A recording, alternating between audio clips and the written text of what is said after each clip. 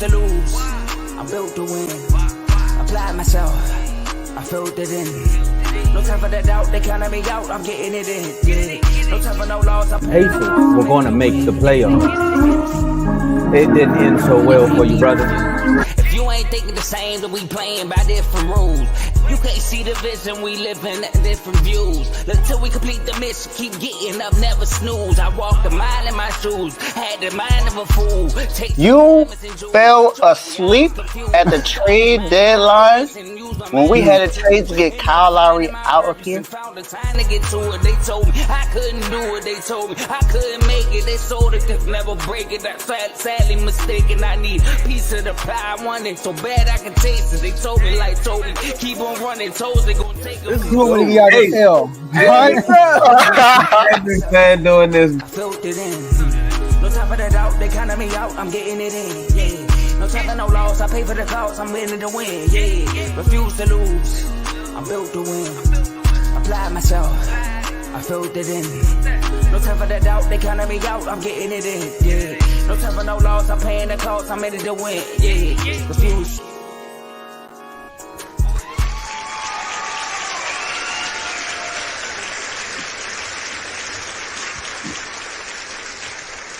Yes, sir. Donations.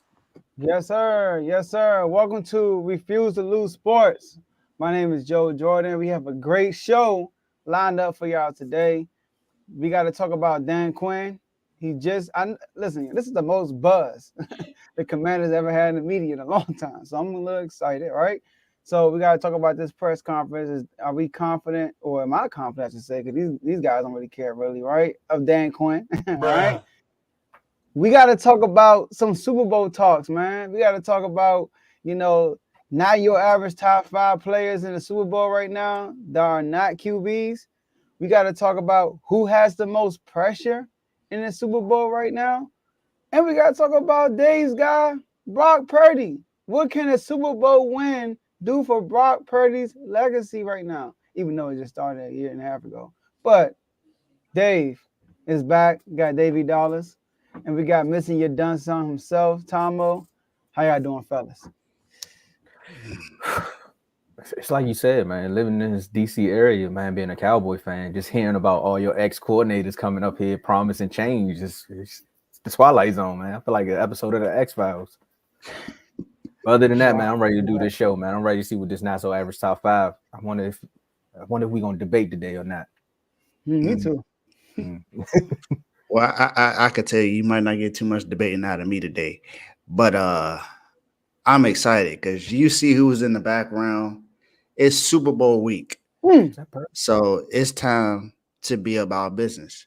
You see the colors I got on. I'm representing the Niner gang today, so let's get started. Let's have some fun today. It is Tuesday. It's Turn Up Tuesday. It's time to get lit.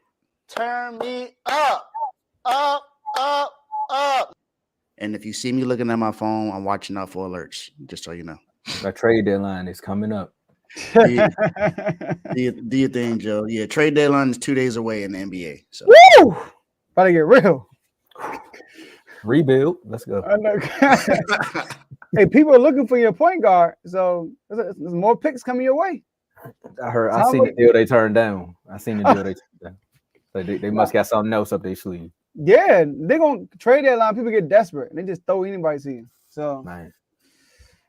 All right, y'all. So, look, y'all, we are streaming this on 2 platforms. We don't know what's going on with IG right now, but we are streaming this on Facebook and YouTube. So, make sure y'all like this video on both platforms. Subscribe and follow, right, the channels and page on both platforms. Share this video with somebody y'all know personally also, because we know y'all are watching live right now. But it'll be more fun if you had others watching with you live, because you can use that comment section. We can see all the comments y'all will be putting out throughout the show. We appreciate all the comments. But if you're feeling, you're feeling nice, you're feeling good, just click that $sign on the bottom. As you're entering your comment, it's a $sign right next to the enter button.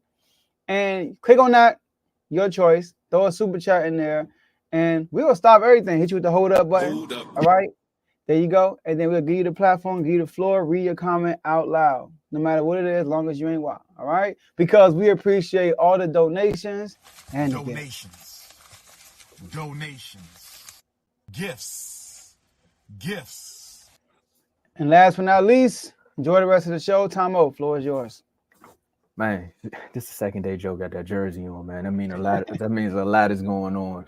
The city is feeling real confident. Dan Quinn out here doing interviews with all the NBCs and ESPNs and any local sports media that you can talk to. He got the W, got the little pin on, saying, I went to this. My high school had this same logo, so there's something about being at the right time in the right place. I said, he's selling it.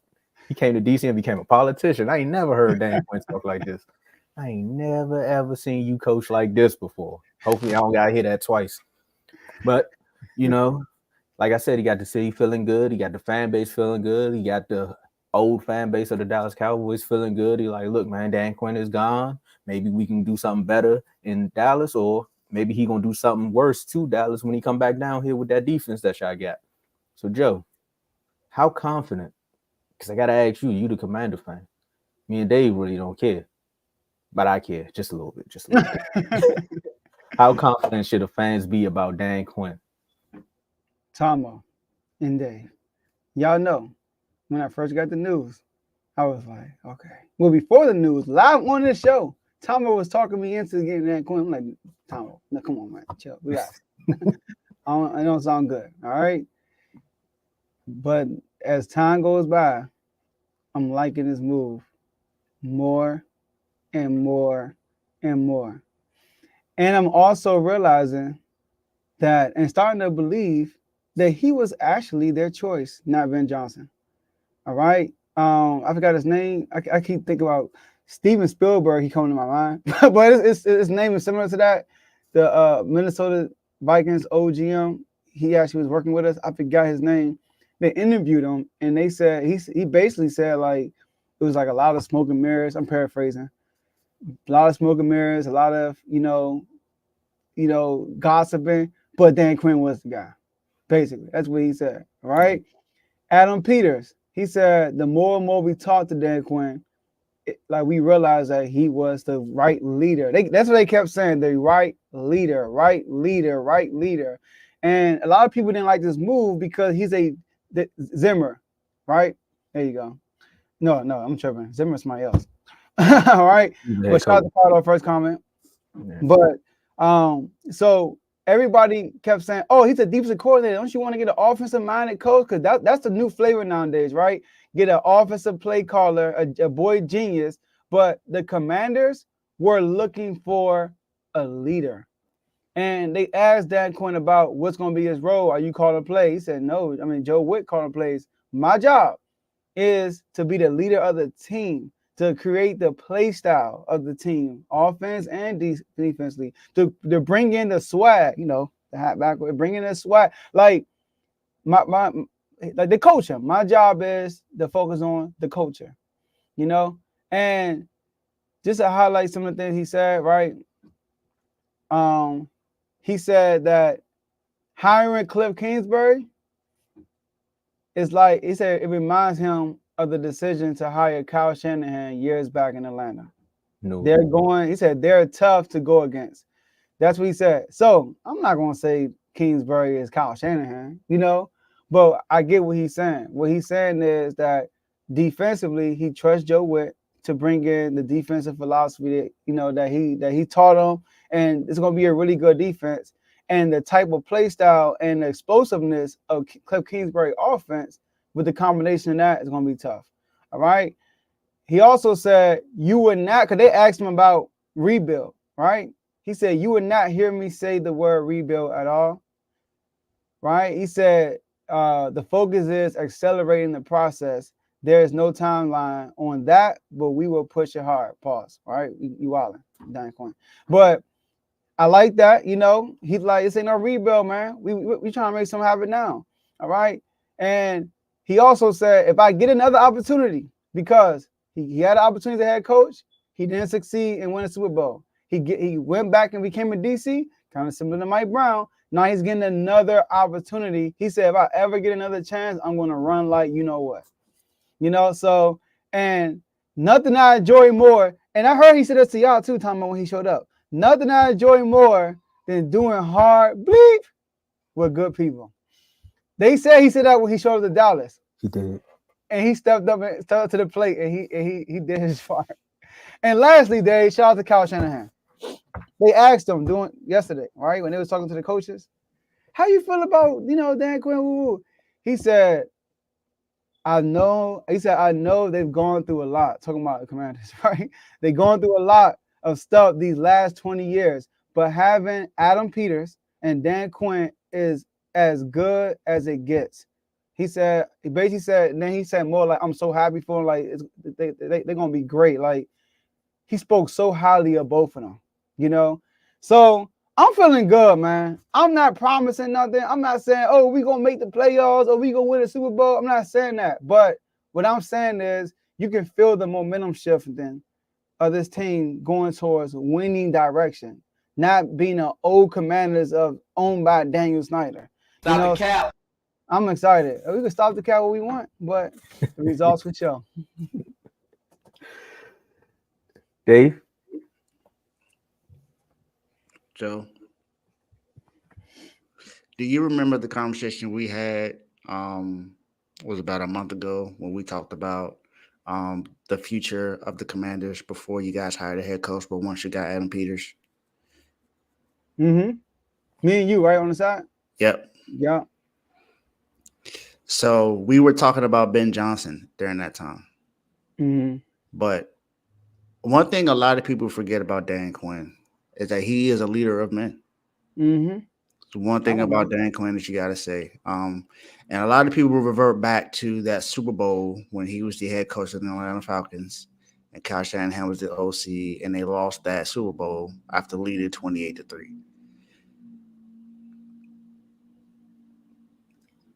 What people fail to realize is he got the Atlanta Falcons to the Super Bowl. Come on now. When is the time before or after the Falcons have been to the Super Bowl? Did they get there with Michael Vick? No. I was gonna say Freaknik. That was a Super Bowl for real. I'm just saying. At least a party. So Dan Quinn has an opportunity to do something that Washington hasn't seen in a very long time. And that's having them become a consistent playoff team. And not just a consistent playoff team, but possibly within the next it depends on how long he stays there. But if they keep him there for a while, he has the opportunity to have them compete to be in the NFC Championship game, to be able to get to the Super Bowl because of you look at what he put around his coaching staff. He brought in Joe Witt Jr., who helped out with that Cowboys passing game. And we all know this Cowboys passing game has been good the last few years. Look at what Deron Bland did this year. He broke the record for pick sixes in the season. And this is with not having Trayvon Diggs on the other side. Trayvon Diggs has been out all year long, just about. Crazy. And that's with old Stephon Gilmore.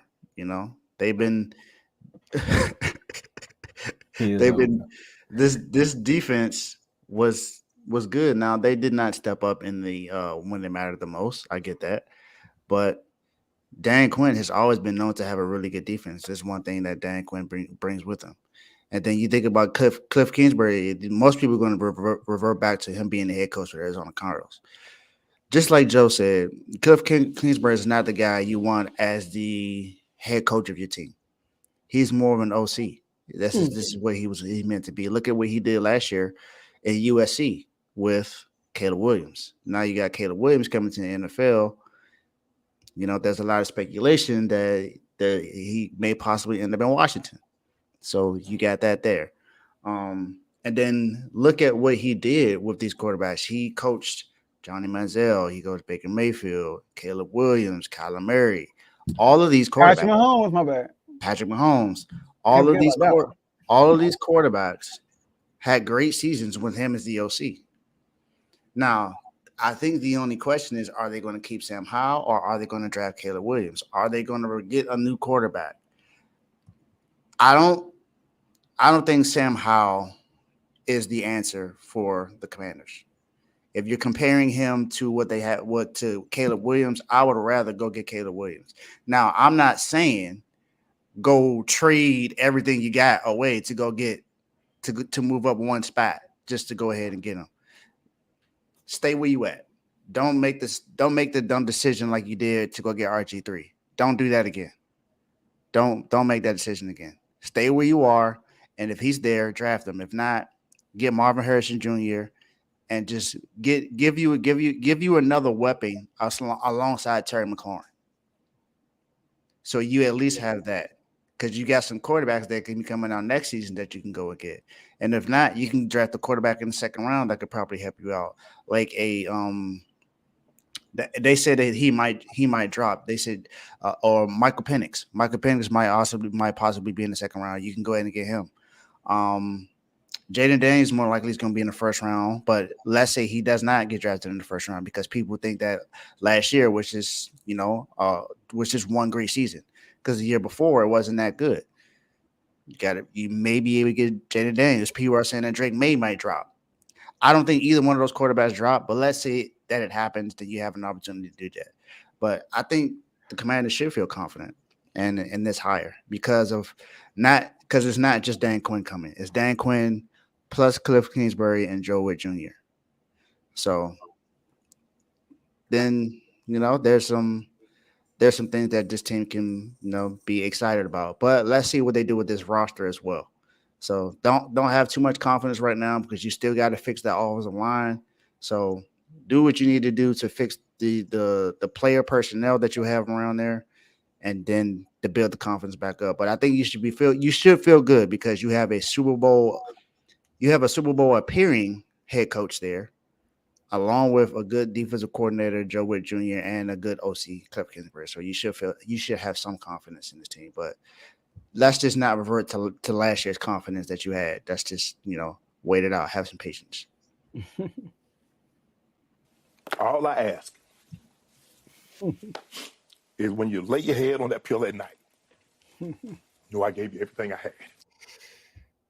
That's what he sounded like in most of his press conference. He was like, that's all I asked from the fan base. Because one of the things that Dan Quinn said, and I'm glad you said that, Joe, is he definitely said that when he got here. He's like, I like to work with people who I like to do hard work with people who want to work hard. I'm not going to say the explicit version. If you want to go ahead, go to YouTube.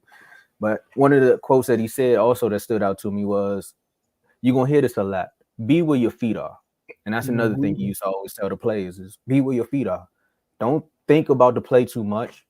Just if you see it, go make it happen. Like, don't be like, I think you're going to go left, so I'm going to try to go left. Clearly, that's what lacked the last few years with the Cowboys anyway, because if you looked at the Bills game, if you looked at a few other games where the running backs were just all over the place when they felt like it and players just getting washed out, you like, man, why is Dan Quinn trying to do this? Like, why is he trying to put safeties down there at linebacker? And it worked one year, and then, people got film on him, and then they said, look, let's just go smack at the person that's a safety that's trying to be a linebacker. But you don't got to worry about that. If I'm a Commander fan, I'm feeling confident, say a scale of 1 to 10, I'm feeling at about a 25, because you got to look at it like this. You're bringing in a coach. Dave said that a Super Bowl appearing coach. Ron Rivera was the Super Bowl appearing coach, but this is another coach who actually believes in his players. Like he can motivate players to do something that they're not even supposed to be doing on the field. Marquise Bell is a free safety. He had this kid believing that he was Luke Kuechly. There you go. That right there just says a lot about what he can do for players. Joe Witt did the same thing. Deron Bland, I think he was a 6th-round pick. Broke history. There you go. Putting motivation in the players. Sometimes people just need to believe more of themselves than technically what they are. You know what I'm saying? Because we've seen Deron Bland. He only got his interceptions on out routes. But at the end of the day, he still was getting interceptions. But when he was going up against top-tier receivers, it was a 50-50 chance that he was going to get cooked. But he still would make a play after getting cooked. You see what I'm saying? So you have that. Look at Forbes' situation. Forbes last year going up against A.J. Brown, he made A.J. Brown get a penalty, but yet and still, imagine if a Joe Witt was on the sideline after he got beat the first time and telling him like, okay, he got you this time, but let's go back, watch the film right quick and see how he beat you. Stuff like that. This is why you need to be confident. Also, 80 mil in cap space. I'm just saying, it feels a lot of Atlanta Falcon-esque for me. The proven track record is there. Dave, I'm glad you said this too. The fact that he got the Falcons to the Super Bowl and they were up 28-3. Like they were up. They lost, but they were up. You could say the Patriots were the better team and they shouldn't have been down 28-3, but they were up 28-3. You gotta look at the positives sometimes too. Kyle Shanahan left, became a great coach. Dan Quinn left, became a great coordinator. It just is what it is. Look what he did with the Cowboys. They couldn't touch the quarterback. They couldn't get interceptions. Now they led the league in turnovers for almost 3 years, 2 to 3 years while he was there. There's a lot to believe in, man. And everything that he is saying, even though he does sound like a politician, I don't think he's just blowing smoke. He actually is going to do half of the stuff that he's saying. Cliff Kingsbury, not the best head coach, but the best. He can definitely tap into a young quarterback. Like y'all said, look at the names y'all said. Baker Mayfield. Say the names again for me. Baker, Johnny Manziel, Patrick Mahomes, Caleb, Kyler Murray. Johnny was a different breed, but he still had Johnny. He still had Johnny playing though. So the fact that he can do that, I don't know. I mean, if the situation doesn't fall where y'all get a Caleb, you still got a young Sam Howell. If you want to go get a quarterback, you still got a guy who can build up a quarterback. So basically what I'm saying is, I say all that to say is, you all have a team of motivators with a team or a franchise that's already was in dismay. You got a whole new franchise. You got a whole new organization, basically front office, all the way down to your head coaching. So they say it starts at the top all the way down to the bottom. I'm a Commanders fan. I'm feeling good right now. The only thing I'm wondering is if we coming back to DC or not. Man, I'm not even worried about the team. I'm just watching the moves.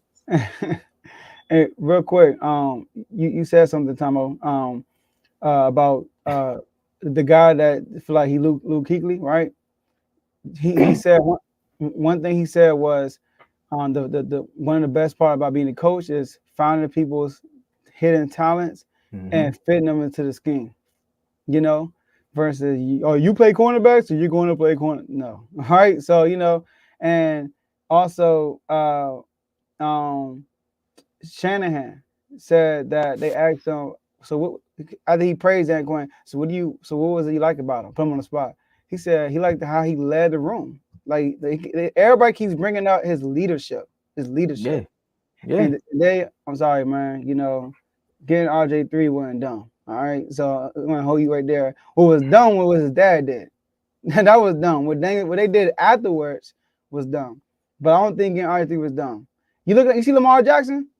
That's what RG3 could have been if he was coachable. I'm talking about what they gave up to go get him, not necessarily drafting RG3. I feel like you gave up a lot to go get him because you didn't help out everything else outside of that. But it's rookie year. We won the NFC East. No, I know that. I'm not saying that wasn't a successful rookie season. I'm talking about the long run, Joe. It wasn't because of what we gave up, though. It was because of how things were handled by Daniel Snyder afterwards. But the initial trade itself, I don't think was bad.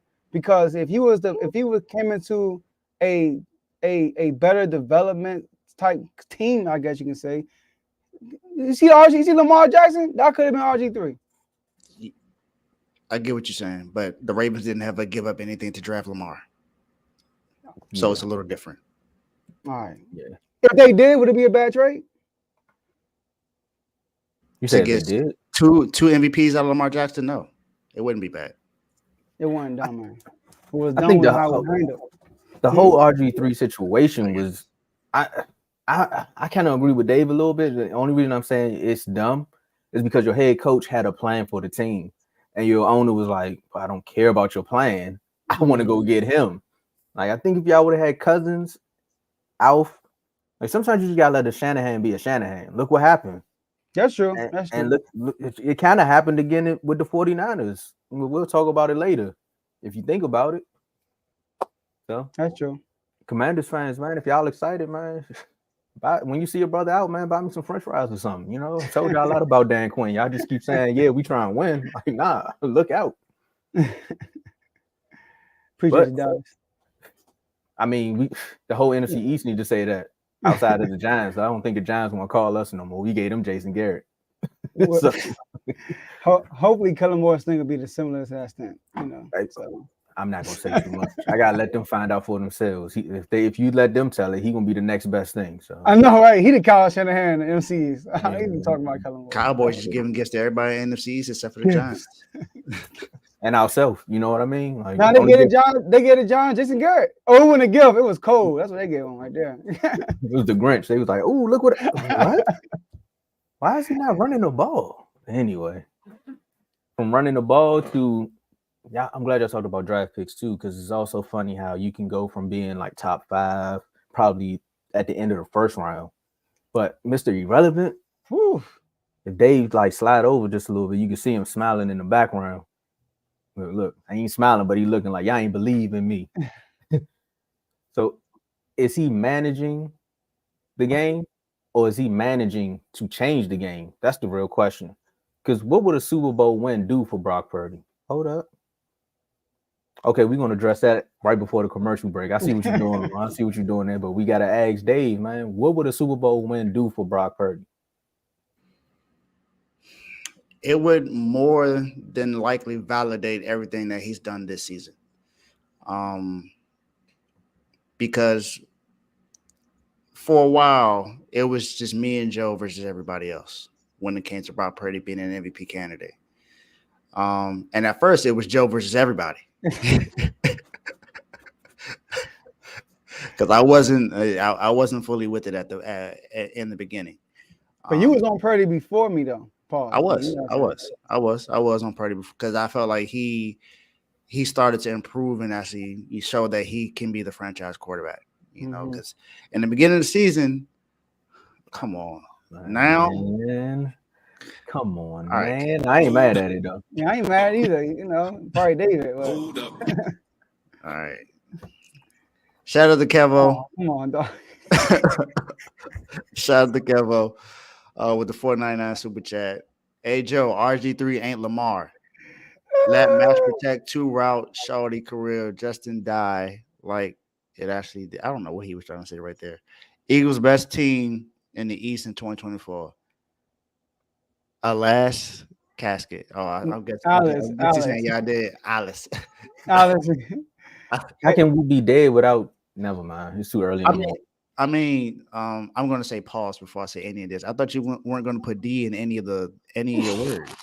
But I see Shawty with the letter D in there. I see I. It did. What's you're not following your own script, man. Hey, first of all, Kevo, tell Lamar to go thank RG3 for coaching him up in Baltimore. Go ahead. Oh. No, this is Lamar, but Lamar understands. He appreciates RG3. I know the wellness under construction, but you might want to relax, man. They building bricks a little angry over there. Yeah. Hey, well, the wellness center not gonna like what I did at the doghouse last night, so they might not agree with that. But yeah. But then again, like I was saying about Brock Purdy, man, he's proven that he can do whatever needs to be done for this team to win. He doesn't need to throw the ball 30, 40 times a game for us to win. He doesn't need to throw the game all day. He doesn't need to just hand it off to CMC all day. It needs to be a mixture of everything. If you allow him to flourish and allow him to be himself, he can win. And no matter what the situation may be, he can win because he has shown you twice in a row that he can come back from behind and win the game for you. And he's done it when it matters the most in the playoffs. This is winning time. Yeah. Winning time is in the playoffs. So he didn't show it to you in the regular season. A lot of people gave him a lot of flack for that. They said that he don't deserve to be in the MVP conversation because he's not winning when he don't have his players. Forgetting that he had his best offensive lineman out, he had one of his best wide receivers out, and CMC was hurt. He was playing, but he was hurt. But they said that you got to be able to win when it matters. Well, Jalen Hurts did not win when A.J. Brown had went down, but we didn't hear that conversation about Jalen Hurts because what happened? He was AP last year, and he got his team to the Super Bowl. But did we hear any of that about Jalen Hurts? No, we did not. And Jalen Hurts was a second round pick, if I remember correctly. Purdy was a 7th round pick. So that's normally why it's because Purdy was a 7th round pick. So there's that. And there's been games.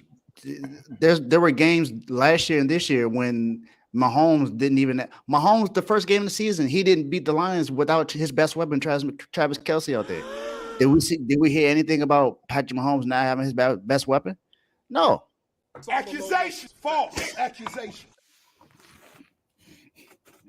And who says the quarterback has to be the best player on the team? Is that always the case? It's not always the case that the quarterback is the best player on the team. And accusations. Think about the 2000 Ravens. Who was the best player on that team? Ray Lewis. Was he even on the offensive side of the ball? No. So a Super Bowl win will only help his legacy right now, seeing as though he's the 5th youngest quarterback to start in the Super Bowl. This is only his 2nd year. He's 21-5 in games that he's played, 20-0 in games that they scored 20 plus points.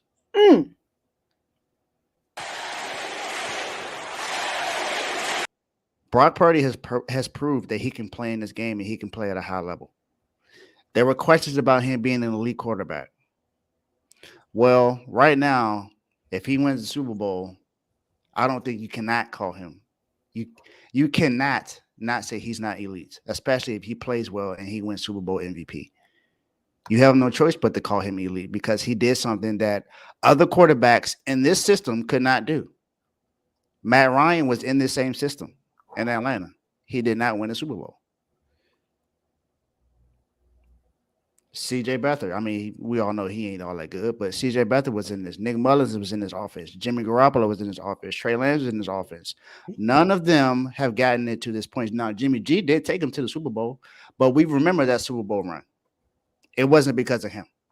It was because of that defense. And that we were running the ball with Elijah Mitchell and Raheem Mostert. Well, not Elijah, but Raheem Mostert and I can't remember the other running back's name, but he started the season, but he got hurt, and Raheem Mostert took over. So Matt Breida, that's what it was, Matt Breida. So if he wins, then people are going to have to start looking at the draft a little differently. Because how does this guy who played really well at Iowa State becomes the very last pick, and then 2 years later he got his team in the Super Bowl? And if he wins. So I mean, what is everyone going to have to say now about Brock Purdy? The fact that he got to this point and won. So for me, it depends on how he plays in this game, for one. Because if he plays great and he's the reason why we win and he wins the Super Bowl, even if he doesn't win Super Bowl, let's just say he has a really good game. What can you say about Brock Purdy? So for me, it'll do nothing but continue to help his legacy. Plus,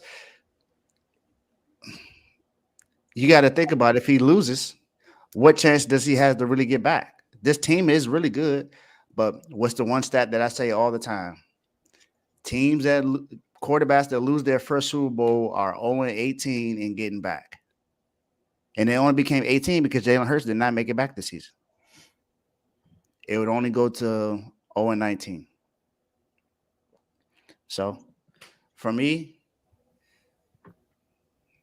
you would have to at least consider him to be an elite quarterback because he helped his team get to this point. He's been consistent over his rookie season and those came. He's been consistent ever since then. Now he did have a 3-game skid and he did not play good on Christmas.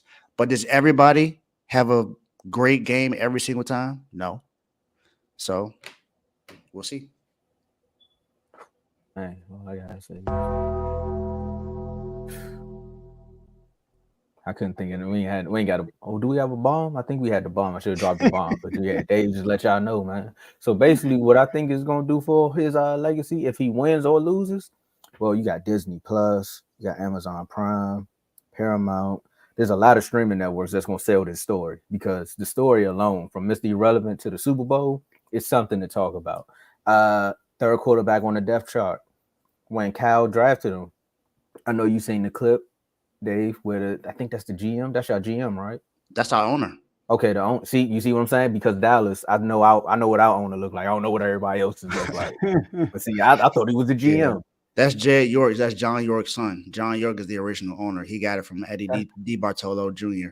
So That's just beautiful. The fact that I don't even know what your owner look like. That's just amazing. That's why y'all in the Super Bowl to win that. You know what I mean? But we only know because it's the organization, but he don't I'm have just to stress saying. this all the He time. be on the field though. Like, Oh yeah, no, he ain't on the field. You know what I'm saying? He ain't doing the press con. He ain't all in the video shoots, dancing all around, come over to death row. But he said that, and he was like, Kyle came to me and said, Brock gonna be the starter, right? And he was like, but we just got Trey Lance. And he's like, yeah, but I'm telling you, Brock is gonna be our starter. Like, you'll see. And 2 years later, boom, Brock is the starter, and now you're in the Super Bowl. So that's one right there. The kid is always prepared.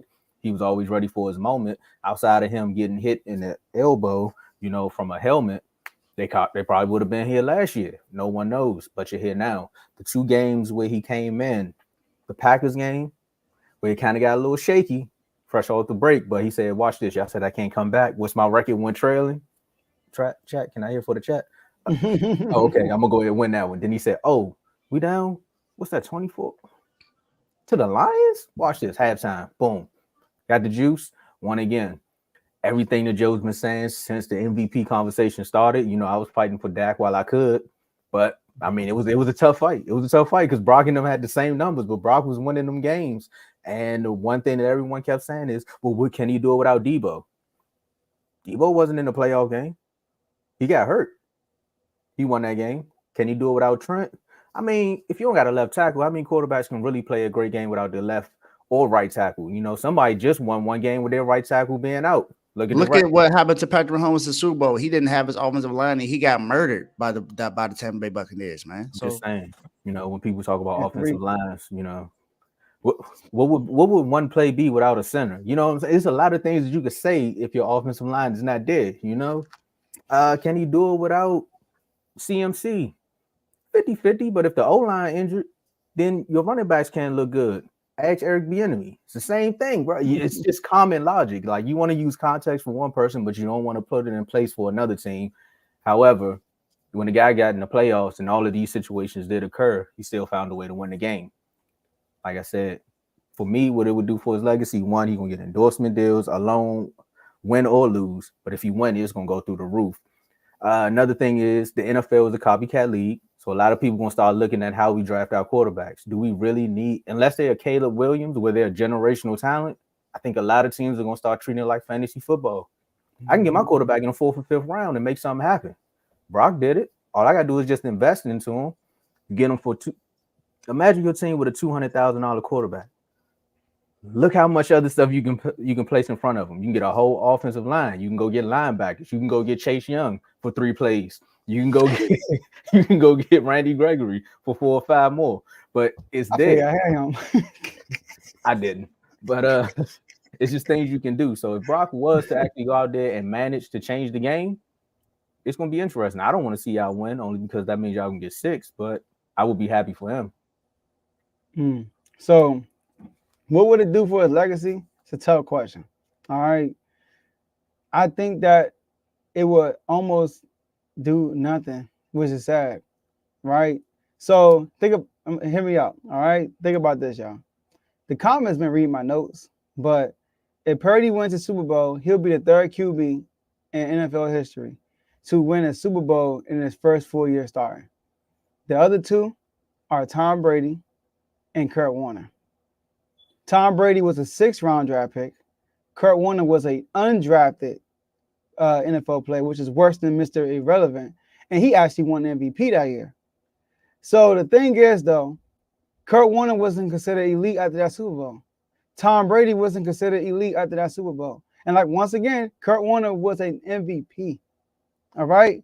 So I don't think he would be put in that elite category because, like Javon said, elite comes with consistency, even though he is undefeated in all playoff games that he starts and finishes. He will be 5-0 if he beat the Chiefs. But this would say a lot about him. He would be in rare air, 3rd quarterback to do this, right? In the first year starting. And like they said, they have a team. Well, he said, what a chance of him coming back. It's a hot chance because their team, the organization itself, his head coach is not going nowhere. His head coach is still young. Y'all skilled players are young. So y'all going to be around for a while. Now, here's the thing, though. He'll do something this year if he beat Mahomes and the Chiefs that Tua couldn't do, Josh Allen or Lamar couldn't do. Is beat this Chiefs defense, right? Ever since they beat the Ravens, people are declaring that this is the best defense in the league. Like people are not even talking about the Ravens. They're saying like the Chiefs are the best defense in the league. All right. Now, do y'all know in Mahomes' tenure, these are quarterbacks that played Mahomes but never beaten him. Tua, Josh Allen, Lamar, Deshaun Watson, Baker, Big Ben, Trevor Lawrence, and Hurts. Now, Burrow did beat him, but Burrow didn't have a good game himself. Mahomes just wasn't Mahomes. Mahomes beat Burrow when Mahomes actually looked like Mahomes. The only players that beat Mahomes was Burrow and Tom Brady. And we speak highly of Burrow because he beat Mahomes, don't we? After they beat Mahomes and went to the Super Bowl and lost, Burrow was jumped up to the second best quarterback in the league. All right? But Purdy with an MVP type season, right? He was an MVP candidate. Oh, you know, when he don't have his players, they lose. Okay. And he always played with the lead. They front run a lot. Okay. How about my first 2 games in the playoffs? I don't even play good in the first half. I mean, I don't play good at the whole game. But then I lead us to a game-winning drive. And you know what? I create the biggest comeback in NFC history in the playoffs and win us that game also. And I orchestrated that also. But nah, you got to win the Super Bowl. Mahomes ain't losing. And then I go in there and outplay Mahomes and beat him. So what would I rank next year? You put Burrow at number 2 when he didn't even play well in the playoffs. He was number 2. And he lost. So where you going to put me at? So it's going to be very interesting how we do our quarterback rankings and all that stuff, because I know some people put Jalen Hurts at number 2, number 3 after this year, after he won the Super Bowl. So I want to know what Purdy going to be if he beats Mahomes while being an MVP candidate. So the difference between Brady, though, because I think Brock Purdy is turning like Lamar said in the comments, is turning into y'all Tom Brady. He's a guy that's orchestrating everything, and he's learning how to win. That's what Brady did. Brady wasn't an MVP, but Brady got used to winning, and that taste for winning was there, and he did whatever he could to get to the Super Bowl. That was number 1 priority, and that's going to be Brock Purdy, and he's a man of God. Shout out to Brock Purdy. Man, Joe, you said a lot there. Why you gotta be that Tom Brady? Like, why you just can't be a winner? Like, I like that perspective. The reason why a lot of people will say about Tom Brady, because he's the latest to be a late draft round pick and win the Super Bowl within his first 4 seasons in the NFL. And everybody's going to be compared to that. If you think about it, and any late draft pick that comes up and starts winning, they're automatically going to compare it to Brady. They don't mention Kurt Warner at all because Kurt Warner was undrafted. So they're automatically gonna talk about Tom Brady. So I get it. Mm-hmm. Well, you know, we gotta take a quick commercial break, man. We said a lot about Brock Purdy. You said the next Tom Brady. That mean they're gonna win for years. Why would you say that? It's not guaranteed, but he could develop that. I mean, well, look, man, we're gonna have some more latest developments after this commercial break, man. Make sure y'all hit that like button, hit the subscribe, share it with a friend. And if you're not sharing it with a friend, share it with a friend. Tell them to share it with a friend, and then make sure that one of them become a member. Because you get your own weekends. You know what I'm saying? Hey, we do have shows on the weekends. Where is my outro? Yeah. Let's talk a little bit more, fellas, because I can't. Okay. I got you. There you go. Got you it. got it? Right. Yep. Let's get it. Yo, my name is Lambo Anlo. This is Dimitri. This is Ed Hahn. My name is Daryl Julian, and this is Refuse to Lose Sports. Refuse to Lose Sports. Refuse to Lose Sports. Mine, it can't be diffused. If you ain't thinking the same, then we playing by different rules.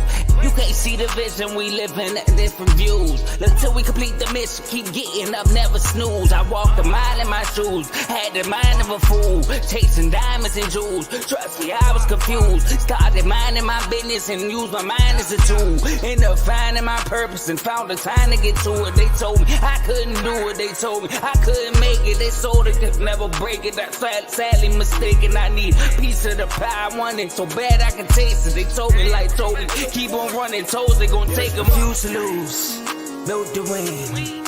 Apply myself, I felt it in. No time for the doubt, they counted me out, I'm getting it in. Yeah, no time for no loss, I pay for the cost, I'm winning to win. Yeah, refuse to lose, I'm built to win. Apply myself, I filled it in. No time for the doubt, they counting me out, I'm getting it in, yeah. No time for no loss, I'm paying the cost, I'm in it to win, yeah. Refuse.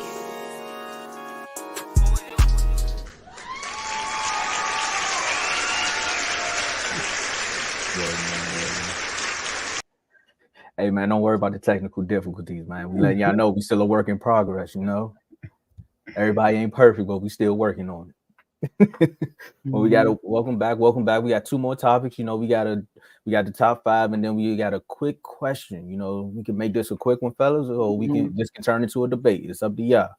But we got to talk about it. It's Super Bowl week. You know, we got the Kansas City Chiefs that will take on San Francisco in Vegas, February 11th. You know, Usher at the halftime show. So make sure y'all get ready, you know.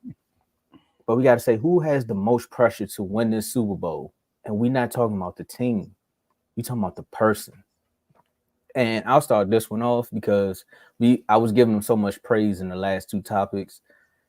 Most people would think I was talking about Purdy, but I'm really talking about Kyle Shanahan. He has the most pressure because of that guy that's sitting right there.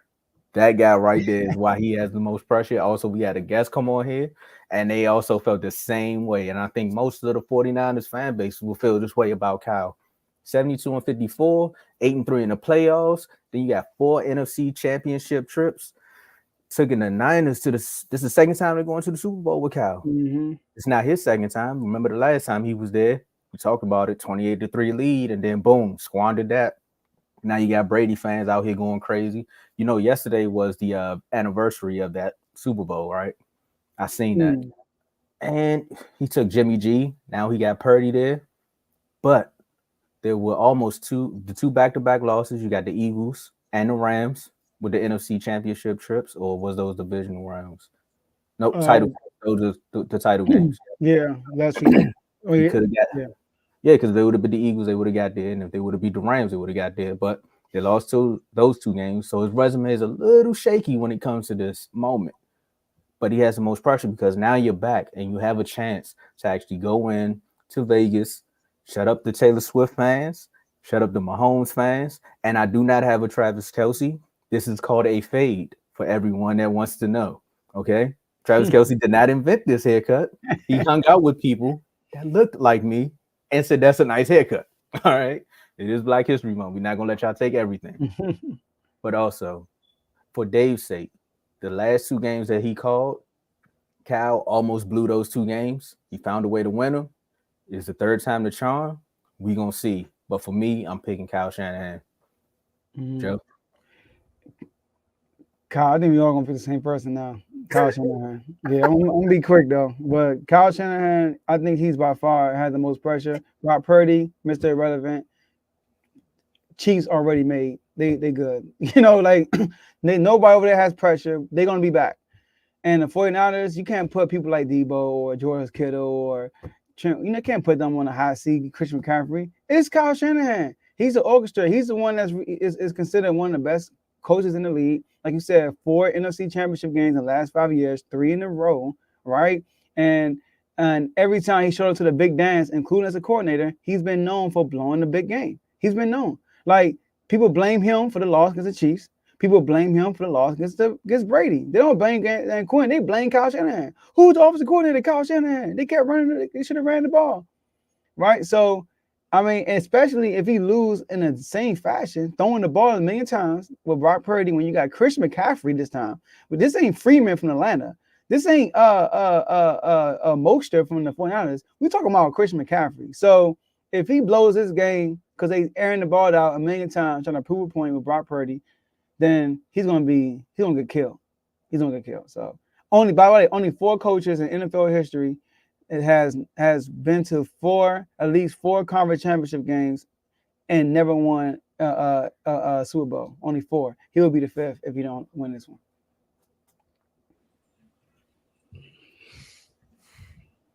I don't need to say the name.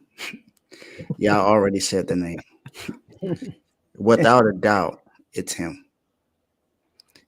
You know, Kyle Shanahan has never beaten Andy Reid in his career. He is 0-3 against Andy Reid. He's never beaten Andy Reid. You know what other things he hasn't done this year As a head coach. Okay. as a head coach? You know what other things he hasn't been able to do in his career? Make a comeback. What did Brock Purdy do? He helped let that happen. Never came back from down from double digits. Who also helped him do that? Brock Purdy helped him do that. This is your time, Kyle Shanahan. I don't know how many opportunities you're going to get to be able to win a Super Bowl, especially when you haven't drafted a generational talent at the quarterback position. This is the one thing a lot of people have said that you haven't been able to get right, and that's the quarterback position. Brock Purdy got you here. People remember you for what you did in the 28-3, and you weren't even the head coach.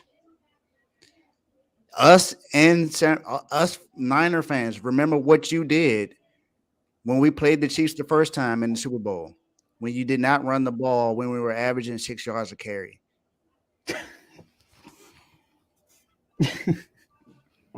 It has to be you. You have the most pressure out of anybody in here to be able to win it, because you were the reason why we traded 3 first-round picks to go get Trey Lance, but ended up trading him to the Cowboys this season for a 4th-round pick. You were the reason why Jimmy Garoppolo got paid a huge contract, which is $117 million, after he only played 5 games for the 49ers. You're the reason why he got that contract. You're also the reason why we're here now, because you put this team together. So you're the reason why we've lost, and you're also the reason why we've won. This is it. There's no other games to play this year. This is the final game. This is the boss battle. You got to be able to get it this time around. This is what I said in the beginning of the season. I called for your job if you were not able to get us here. You got us here now, so we got to be able to win it all.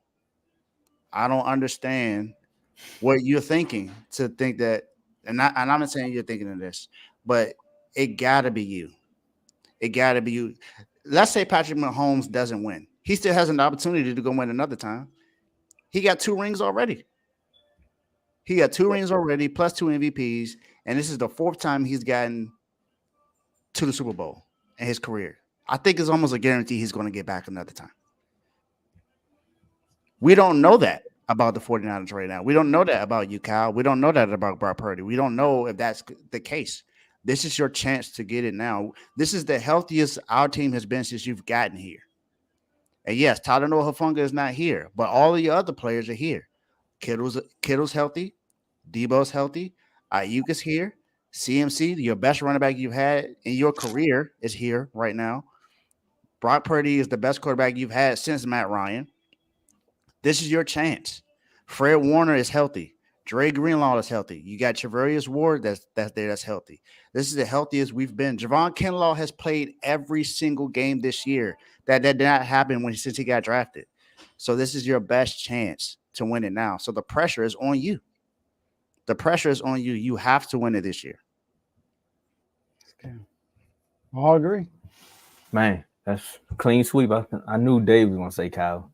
I didn't know who you was going to say, Joe. I thought you probably was going to say Mahomes or somebody. Yeah, I was going to go that route, but I'll be lying. Mahomes ain't got the most pressure. It's Kyle Shanahan. I could have made the big out of it, but no, it's Kyle. I mean, for me, there's no way anyone has more pressure than Kyle. Andy Reid got 2 rings. Mahomes got 2 rings. It's no wonder the Chiefs should have a lot of pressure to win this. They have a different pressure. Their pressure is because they're chasing goats, like Andy Reid chasing Belichick and Mahomes chasing Brady. But if they don't get this ring, they're still made men. Like Kyle Shanahan hasn't won yet, and he's been around this. Like he's been watching everybody winning. He's been circling. Hey man, when my time gonna come? Well, this is the worst offensive Chiefs team we've seen, right? Right. Mm-hmm. This is the best 49ers team we've probably seen. So what's up? Exactly. What's the excuse not to win now? You know what he should have did? He should have made the confetti falling on him as he was walking off the field his lock screen, so that way he could know how it feels. In the Super Bowl. I forgot about that. Or Stephon Diggs standing there watching them celebrate. Yeah, we don't do that. We don't do that. Kittle said enough. He said, "I'll be back, and I'll be back with a vengeance." That's enough. Even Debo, when they lost to the Rams. The Rams, yeah. And he was like, "I'm gonna be back." When Odell, yep. Mm-hmm. He cried. He was like, "I'm gonna be back." So we back. Now it's time to say what y'all was gonna do. Come back with a vengeance. Now, Joe, you gonna tell us what these folks gonna do with this not so average top 5? Let's get it. Floor is yours. So we here, all right. Not so average top 5. So these, listen, I realize I gotta do this now. All right. These are your top 5 NFL players that are playing in the Super Bowl that are not playing the QB position. All right. So we're not gonna add Patrick Mahomes or Brock Purdy. These are non-QBs, top 5 in the Super Bowl. All right. You got me? All right, let's get it. Let's kick it off. At number 5, Chris Jones. There it is. All right. I got you, Tomo. Here we go. Boom. All right. Chris Jones, number 5. All right. So I got Chris Jones number 5 because he's an anchor. He's the anchor of the Chiefs defense. All right. Chris Jones, he is the difference maker. I remember Dave came on here last year and he kind of went on Chris Jones of his playoff performance, right? And then right after they did that, what did he do against the Bengals? He got the key game. He got the game-winning sack on Joe Burrow to send him to the NFC, to send him to the Super Bowl. So that's the type of player Chris Jones is. He's a difference maker. He's the most impactful defensive player. No, he's not. He's probably the second most impactful defensive player in the Super Bowl. So I'm going with Chris Jones at 5. Number 4. Dave's guy, Fred Warner. Fred Warner is so I don't want to say underappreciated, but he doesn't get the accolades. He doesn't get the awards. He's not in Defensive Player of the Year talks. People don't really talk about him a lot. We kind of just know who he is because what he does don't show up on the stat sheet. You know, he controls that whole defense. He's the reason why the 49ers are a consistent defense. Do y'all know Fred Warner haven't missed a game in his whole career? I didn't even know that till this morning. Never missed a game in his career. All right. People might say, "Oh, what about Nick Bosa or all these other guys?" The most valuable defensive player on this team is Fred Warner. No Fred Warner, the 49ers will look totally different. So I got Fred Warner at number 4. At number 3, C-Mac, Christian McCaffrey. People probably like, what? Christian McCaffrey number 1? Yeah, he's number 3. All right. Christian McCaffrey, what he does, I always talk about this. I was in Sacramento, shout out to Sacramento Kings, and I did a live about when Christian McCaffrey got traded. And I'm like, it's a cheat code. You put Christian McCaffrey with Kyle Shanahan, it's a wrap. It's a wrap. Christian McCaffrey on his first game starting, you know what he did? Rushing TD, right? Passing TD and receiving TD and all in the same game. Christian McCaffrey is that weapon X that you could put anywhere on the field, and he's somebody that the defense will have to focus on throughout the whole game. So Christian McCaffrey is number 3. Number 2, Trent Williams, another guy similar to Fred Warner on offense. The most valuable player to me on this team is Trent Williams. Trent Williams is probably the best player on the 49ers, but he doesn't get talked about because of his stuff don't show up on the stat sheet. And people might say, Chris McCaffrey, what are you talking about, Joe? Do y'all know that when they went on that skid, everybody kept talking about Debo. They kept talking about Chris McCaffrey getting hurt coming back. Trent Williams is gone, y'all. Trent Williams got hurt against the Browns, didn't come back, and then he didn't play against the Bengals or the Vikings. They went 0-2, by the way, in those 2 games, and they lost that Browns game. Do y'all know Chris McCaffrey played in the Vikings game? Chris McCaffrey played in the Bengals game. He had 54 yards and 45 yards. So those 2 games, he had less than 4 yards a carry, which is averaging over 5 yards a carry in the season. So not only Purdy needs Trent Williams, so does Christian McCaffrey. Trent Williams, we talked about it early in the segments, without your left tackle, without your tackle on your blind side, whatever, right? I mean, it's going to be tough for anybody. So Trent Williams is number 2 on this list. And number 1, man, I'm sorry, Travis Kelce. I mean, look, Travis Kelce is not having the All-Pro type year. Even though was he All-Pro? Oh, he was All-Pro. Okay, he's not having an All-Pro type year we normally see. But one thing we do know is on money time, which is called playoff time, Travis Kelce reverted back to the Travis Kelce we know and love. I mean, we saw him against Baltimore, dominated that defense. That's all we did at Kyle Hamilton in the end zone, that back shoulder pass. But Travis Kelce is the best player that's not a quarterback in this game. I think that without Travis Kelce, the Chiefs would be a whole different team. They wouldn't win this game without Travis Kelce. They actually need Travis Kelce to win this game, right? Travis Kelce, not only what he does production-wise, the energy he brings to the team, that attitude, that swag, you know, I think that swag he brought in that Ravens game rubbed off on the rest of the Chiefs, you know? So those are your National Average top 5. Fellas, what's your feedback?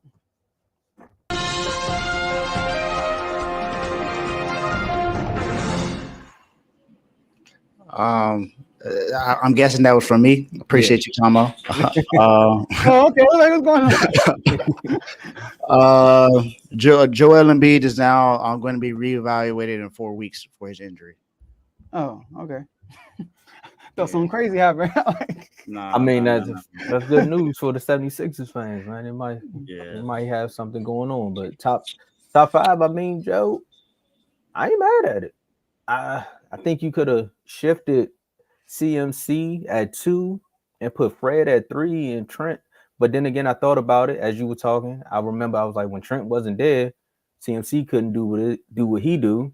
And technically, if the offense can't do what they do, then Fred gonna get burnt out. So you did your thing, Joe. I got you. Okay. I'm with you on this one. I think maybe my only argument, and that's because of the entire season, but I think this is strictly, I'm guessing this is basically stripped off the postseason right now. No, this best player. Period. It's not based off who had a better year. No, like that. You know, like the best players in the Super Bowl right now. I guess I've always had this issue with Travis Kelce being the best tight end in the league when he doesn't do everything that Kittle does. Because Kittle is great at pass catching. He's great at pass blocking and great at run blocking. Can't say the same thing for Kelce. But Kelce is more of an offensive weapon when it comes to be of catching the ball. So I get why most people just automatically say he's the best tight end in the league. I just think Kittle has an argument there, but this is not that debate. I think maybe if I was to really put someone number 1 overall, I would probably put Trent Williams number 1 overall. Just because of what this offense means with him being there. He wasn't there when we went to the Super Bowl last time. He wasn't with our team. We got him the year after. So Trent Williams is huge and what causes us to be able to get here. He helps out with CMC and Brock Purdy. And we've seen Mahomes, you know, be able to play well without Kelce being a big factor. Being a big factor. Yeah, I'm not saying not being in the game, but being a big factor. You say yourself 0-1 without him this year. Yeah. So, but I'm not too mad at this list, honestly. I mean, I see why this list is here. Fred Warner is the best linebacker in the league, so I get why he's top 5. And Chris Jones was basically another contract year. It just has helped this Chiefs defense be what people are saying now as the best defense in the league. So, hey, man, good list. There's not much I could really say about this. Yeah, I thought you were gonna have pushback with Chris Jones and Nick Bosa. I really did. Like, no. I feel like Chris Jones' impact has been bigger than Nick Bosa this year, so I ain't too mad at that. Hey, can I address a comment real quick? Oh, sorry. Go ahead. No, I'm saying he meant offense. Yeah. About this, I was throwing over that comment too. Can I address a comment also? Somebody's I think it's Carl. He said, "How is he unappreciated?" I even said it myself. I said we just know he does what he does. We know who he is. We know he's the line, but nobody really like he don't get no awards, no accolades, or nothing. That's what I meant by that. Like has he ever been considered defensive player of the year? No. Nah, I think this is probably his best season. He could have been considered in a defensive player of the year, but no one He mentions wasn't his in the name at all. conversation. I never heard him in the conversation. Nah, No, he's never oh, been. that's what it was. I remember because after the Cowboys game, they said he should be in the conversation for defensive Yeah, player. but he's never been in the conversation. So that's what I mean by that, because that's why I said he does what he does. You know what I mean? Yeah. I mean, yes, Javon, but he ain't top 5. Is he better than any of these guys on here? No. Yeah, Rasheed No. Rice does need more love, but he ain't top 5, bro. He ain't top 5. So, but okay, we agree. I got Okay, so all right, so Carl, if the defensive player of the year is a pass rusher award, why did you have so much of an issue when Brock Purdy was being put as an MVP when we know the MVP is a quarterback award? Like, come on, Carl, you playing two sides of the field. Oh, the chat about to be lit this morning. Chat about to be lit. Quarterbacks take over the MVP award. Now you ain't want to be with it until Lamar Jackson got into the conversation. Come on, man. Now you playing two sides of it. You definitely playing two sides of it now.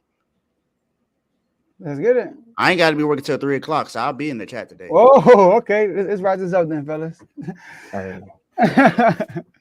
Oh, they ready Super Bowl week. Y'all messing with Dave in the wrong week. It's Super Bowl week, y'all.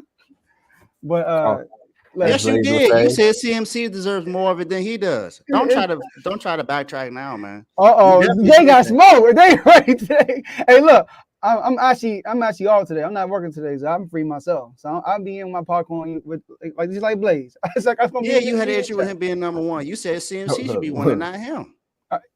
Say it for the chat, Dave. Say it for the chat. Say it for the chat. Look, everybody, look. So the beauty of having the morning show, right? All right, let's wrap this up, man. So look, hey Dave, I said it. I'm gonna make it. You know what? This is gonna be the real right here. All right, my man Dave, man, the most humble fan in our sports chats, right? In our R2L community. And R2L started August 21st, 2021.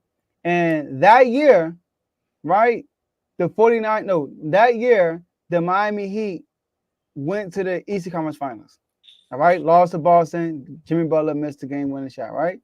The next year, the 49ers went to the NFC Championship game, and Miami Heat went to the finals. The year after that, the 49ers are in the Super Bowl. I mean, Dave, what's going on, man? What's the secret? Like, tell us the secret. What's going on? I mean, do I gotta be more humble like you? I gotta be like, what's going on? Because this dude's being blessed in the sports world. I can say that. All right. So, but I want to give you a shout out for that. And Sacramento, hey, tough loss yesterday. Cavs was going crazy on us. Lost by 26. Wow. All right. And Commanders, I'm excited, man. Let's keep the momentum building. Let's do good in this free agency coming up in March. And Caleb, you know what home is. Hashtag swipe the season like the bean. Shout out to the R2L family. No, Vaughn. No silk curtain joke incoming. You ain't got to worry about that. I'm not worried about the Pittsburgh Steelers. Y'all at home right now. I'm not. I'm no joke. Real life. Thank you. I appreciate that, Joe. There's no secret, honestly. There's no secret. It's just be yourself. That's all I've been. I just been me. If Joe, you've known me for what, almost 10 years now. So you know this is exactly who I've always been. I've been the same person every single time. I've always been very humble, especially when it comes to sports. I'm not that rah-rah kind of a person.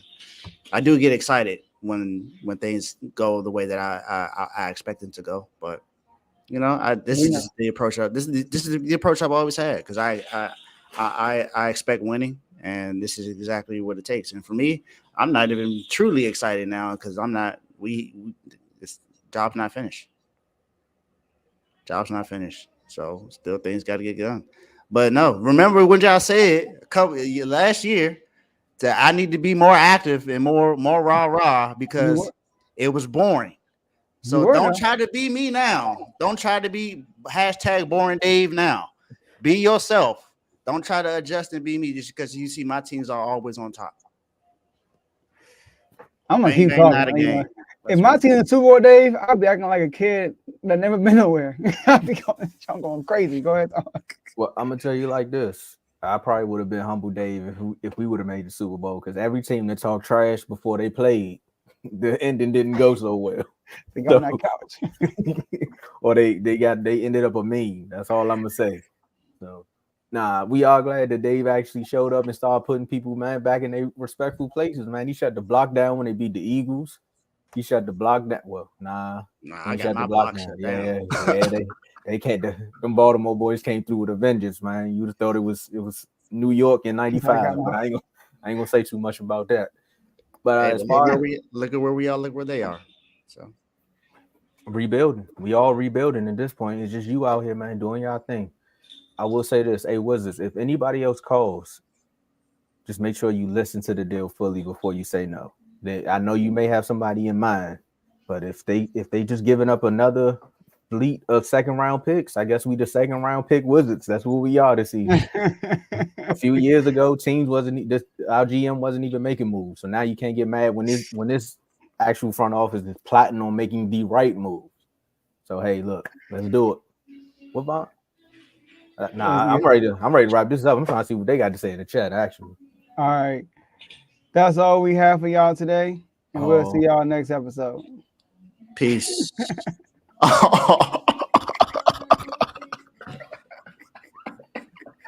Peace out, chat.